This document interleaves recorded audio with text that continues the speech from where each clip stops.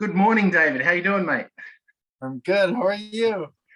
Mate, it's an absolute pleasure to talk to you. I was supposed to talk to you last week on your birthday. I missed out. I'm a week late.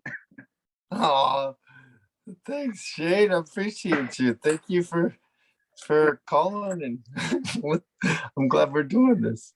Mate, I'll have to do it now. This is what I was going to do real quickly. Happy birthday to you. Happy birthday Oh, to you. thank Happy you. birthday, dear David. Happy birthday to you from down under. Thank you. I love it down under. I appreciate that. Have you been to Australia? I have. I've been a couple times when I was 18 and then just a couple years ago. It was beautiful. I loved it there. Yeah. Can you surf? No, I can't surf. I can't surf at all. Now, tell me about the movie. Was it your idea? Because documenting your return to wrestling was pretty huge. And that film, I'm not much of a wrestling fan, but it had an impact on me. Oh, thank you, man. Yeah, it was my idea. I mean, some friends kind of also sparked it. I just kind of was sick of being the joke and just kind of wanted to let people know who I was. I mean, it's a part of me. They're making a movie and they focused on certain things. But yeah, you really do get a look at, my life to a certain extent. I've always known and admired you as an actor. So I'm catching up on your wrestling history. Is there going to be any more wrestling comebacks, or was that it? I don't know. I love the wrestling business, and they say once it's in your blood, it's sort of always there. But it's funny. I don't know. I think I still scare the big companies and stuff. So they're like, "Oh, I'm the company killer." So anybody who decides to bring me on has guts themselves. So does that mean no more fake tan for a while? I don't know. Fake tan. I use that in a film I'm hopefully doing soon. Nice fake town cowboy, like a over tan cowboy. So is that your next movie? You're doing a Western? No, I'm like this washed up character, but it's not super official yet. So I Okay. guess it's something that's in this business. There's so many rabbit holes you go down that so much time you try producing things. I mean, I'm working on a project now that's taken me 15 years to get off the ground. Oh, wow. That must be a labor of love. It is. Those are the most meaningful things. So You Cannot Kill David Arquette. Did you come up with that title? I'm glad you're not dead, by the way. Thank you so much. I got this crazy scar to prove I nearly did mate. that. But no, it was based on an 80s song called You Cannot Kill David Arquette, 90s song rather. And yeah, they were just this cool band called the Black Math Experiment, and they written this song in the 90s just because my characters in those movies, the Scream movies, and Eight-Legged Freaks, and sort of never dies. That's good. You're a family man, and it says it shows it in the movie. You've got lots of compassion and love for people and charities. I really like that side of you, David. Thank you. That's my whole goal in this sort of next phase of my life, to really dedicate it primarily to charity. So where I was working at a lot of the charity I do on a personal level is more food based. I did a lot of work for Feeding America, and I just I don't know, it speaks to me personally. So then I don't know, I was working in this kitchen at this women's center that I work at, and I just noticed that I didn't have anxiety at all while I was doing this work. And I was like, wow, that's for when you're stressed out and just running around typical days, I feel electricity going all up and down my spine. But it was interesting to take that in. So yeah, for the next phase of my life, I want to just focus on charity. I think that's great. Is using your celebrity for charity though, does that help, or is it sort of not great because people know you want to fly under the radar more? Well, when I did all the work with Peter America, I hadn't been divorced yet and sort of fell off, you know, fell off the deep end. But so yeah, I mean, it's important to sort of, you're representing different charities and companies that they're working with, so you do have to, be in the right place and frame of mind. But getting older too, it's just I find a lot of it kind of fun. I mean, you don't care about certain things anymore. Certain things just don't bother you as much as they used to. And yeah, you just I don't know. That was the most important part. How's your heart condition? Are you been okay lately? No drama? Yeah, my heart conditions, it's good, no drama. It's like, it's weird. Once you get a couple stents in your heart, you're like, you could be a little gassy or something and feel like, oh, am I going? So yeah, I don't know. It's good. Who knows? Are you happy with the reaction of the movie so far? And has the wrestling fraternity accepted it as well? Yeah, I mean, the wrestlers, they were really kind about it and supportive. The bigger wrestling companies were a little standoffish, but I was really happy with the way it was received. And a lot of people are getting to see it on the airplanes because it's on the airplanes. So I see that quite a bit. So that's exciting. You really do these films so people can see them, so we can entertain you guys. That's our job. And I take great honor in being able to do that.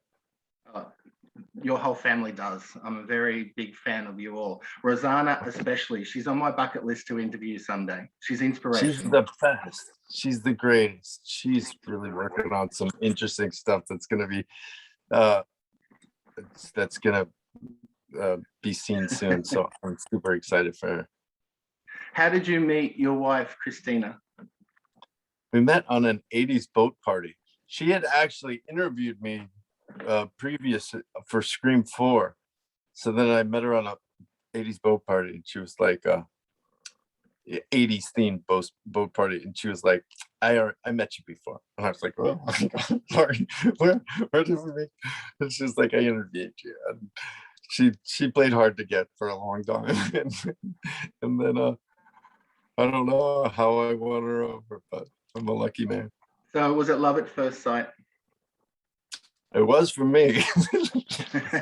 I'm not sure about her, but yeah, she also has blossomed into this being an incredible producer. She produced as well as being in the documentary, and she's producing the Magic Johnson documentary right now, which is so incredible. Huge. Yeah, she's really a powerhouse. She's just so she's quick, she's just smart, she's strong. She's my hero. Did you do your own styling when you were a wrestler? Your own costumes? It looked like you did.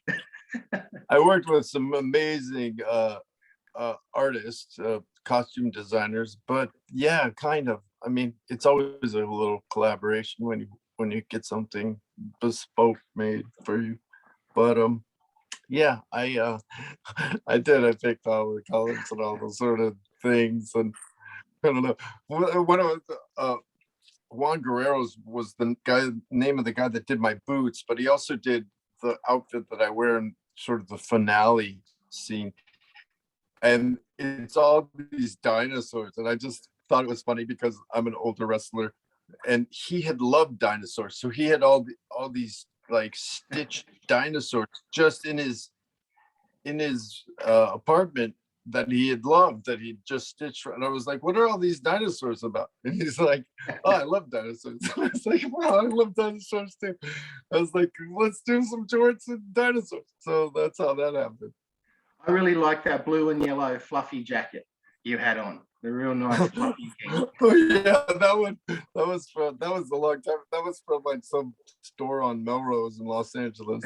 It's yeah, it was like this funky jacket. You do have to dress your like they never tell you this, and it might be different in WWE or something, but all my wrestling, you have to dress yourself. You have to bring your own clothes. Like you are in charge of your wardrobe. I also think that you need a big storage unit. I'm a big collector. You're a big collector. Have you still got everything in storage? Oh, it's don't even start. It's so much. So I know the feeling.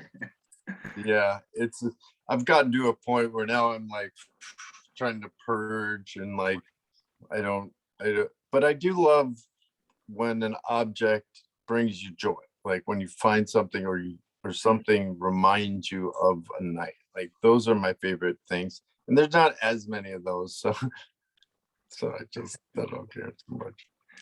I just want to ask you about a movie you did, maybe a lot of people don't talk about, called Fall Time with Mickey Rourke. Yeah, no, I don't know. That was a great film. Anybody but you have seen it. I own a copy. It's a very good movie. I'm a fan of the whole cast. Wow, thank you. That was a really film early in my career.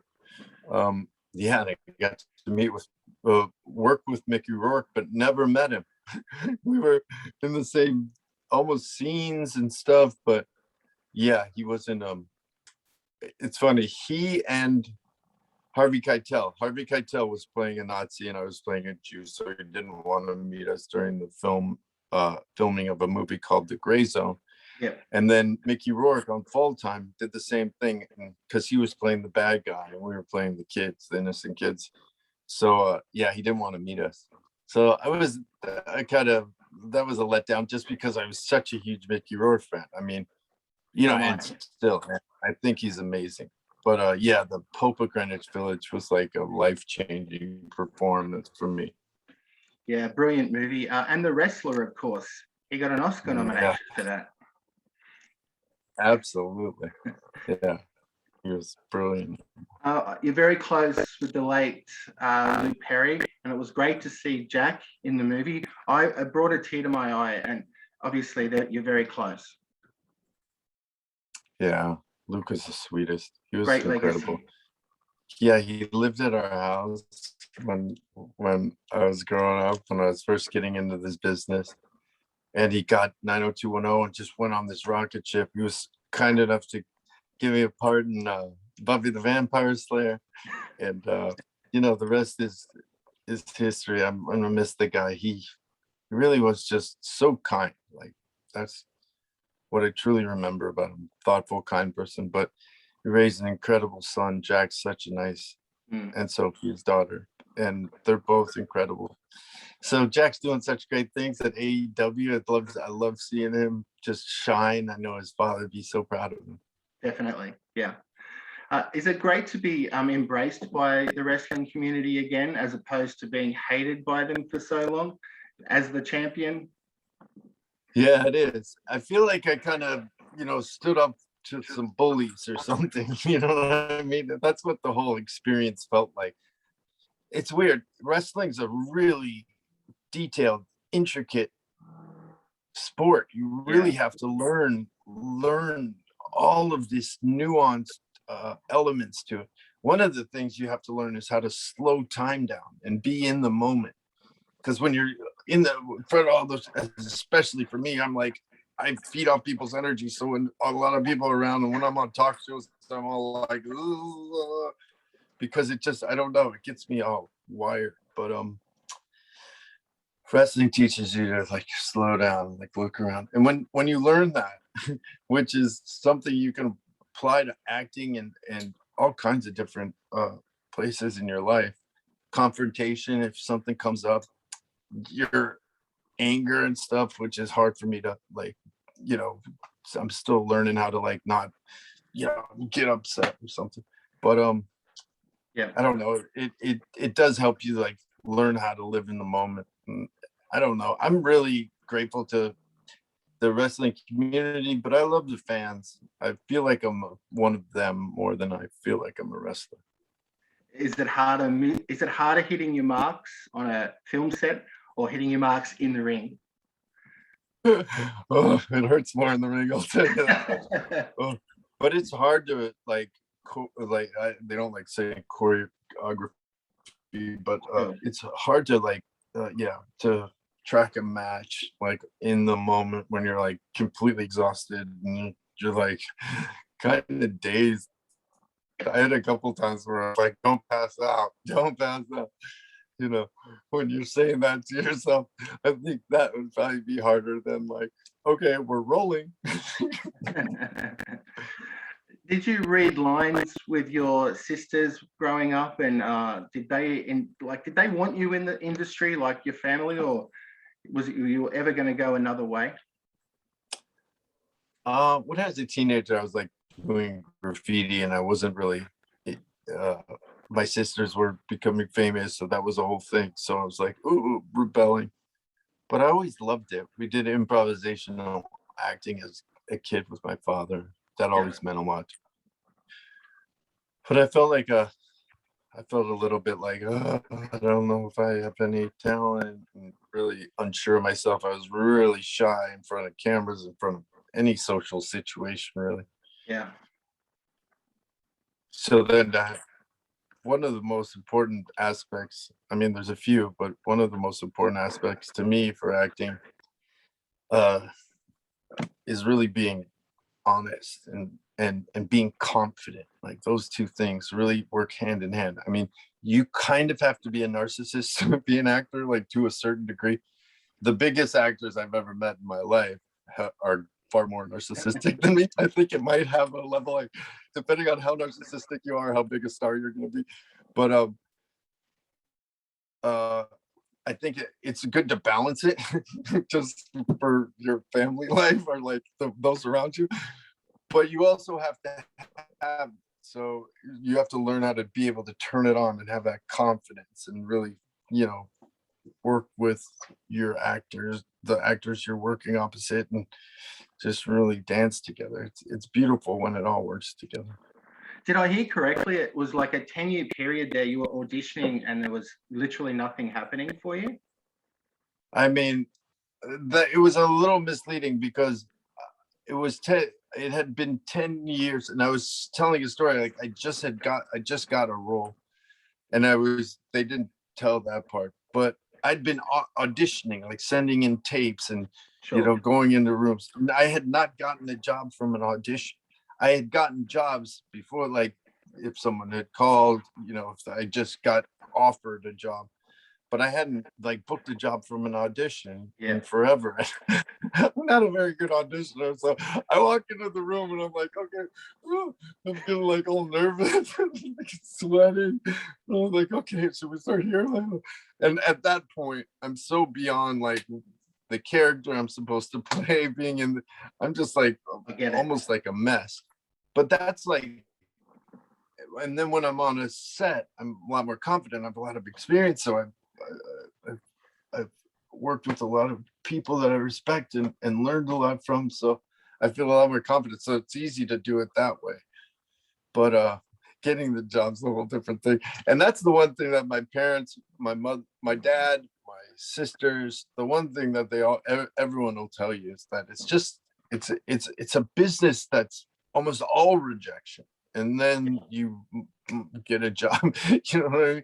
Then you might get one or two of those, 3 a year, or hopefully a couple commercials or something so you can pay the bills. But it's like a tough thing because some jobs you break your back on, and then it's like it doesn't, it's a little independent movie and it's really hard to do, and so. And then sometimes they never see them. So it's this weird business. But I do love it. And I love entertaining the fans, really, is what it's all about. Well, I saw Where the Day Takes You at the cinema in Sydney. So, oh my gosh, that was my first feature. Thank you. Had a great cast and you stood out. That was obviously when Hollywood took notice.